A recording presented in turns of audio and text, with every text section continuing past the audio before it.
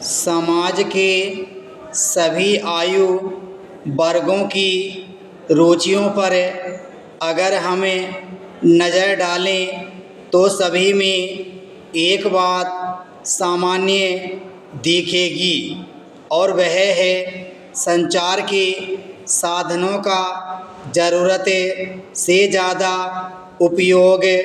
ग्रामीण इलाकों में आज भी कई जगह सड़कें नहीं हैं, मगर रेडियो और मोबाइल की अच्छी सुविधा है। बच्चे और युवा मोबाइल के जरिए देश विदेश की सैर करते हैं, तो कई बुजुर्ग अब भी रेडियो को अपने कानों में लगाए देश विदेश की खबरों पर नज़र रखते हैं।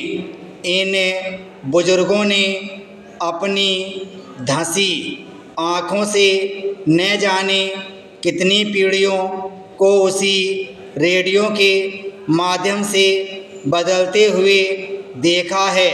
दूसरी ओर इन बुजुर्गों के सामने परिवार के युवा मोबाइल या स्मार्टफोन पर अनेक ऐप का उपयोग करते हैं और ताज़ा घटनाओं, कहानियों और खबरों से लैस रहते हैं।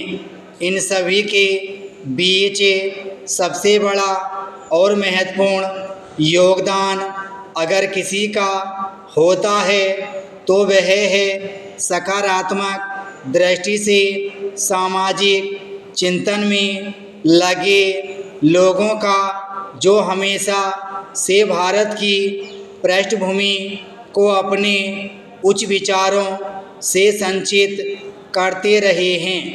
पत्रकार हों या साहित्यकार, देश की दशा का आकलन करके समय समय पर अपनी वाणी को लेखन के माध्यम से जन तक पहुंचाते रहते हैं।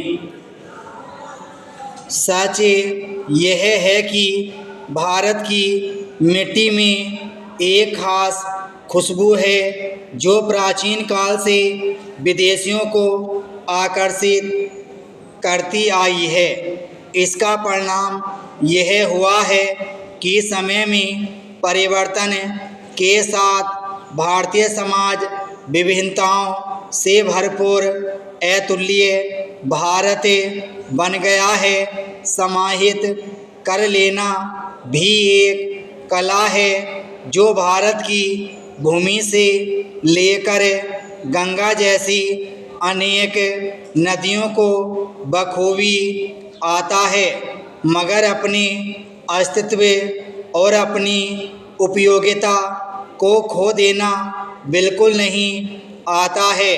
यह मान सकते हैं कि कुछ समय के लिए साहित्य समाज भूमि या नदियों को अनेक लोभी भ्रष्टाचारियों ने दूषित भी किया है, लेकिन यह भारत की किस्मत ही है कि देश के आम और साधारण लोग अब भी स्वच्छता को अपने जीवन मूल्यों में सबसे ऊपर रखते हैं।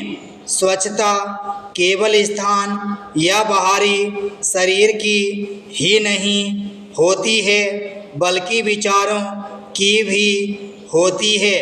विचार का संचार कई रूपों में होता है। आज इस 21वीं सदी में संचार के माध्यम अनेक हैं, मगर प्राचीन काल से आज तक संचार की जिस विधा को विचारों को प्रेषित करने के लिए उत्तम माना जाता है वह है साहित्य। लेखक समाज का आकलन करता रहता है तो लेखन उसके लिए एक सामान्य कार्य बन जाता है, क्योंकि उसे लिखना ही है। इस लिहाज से पत्रकार भी साहित्यकार ही होता है। विराम स्टॉप।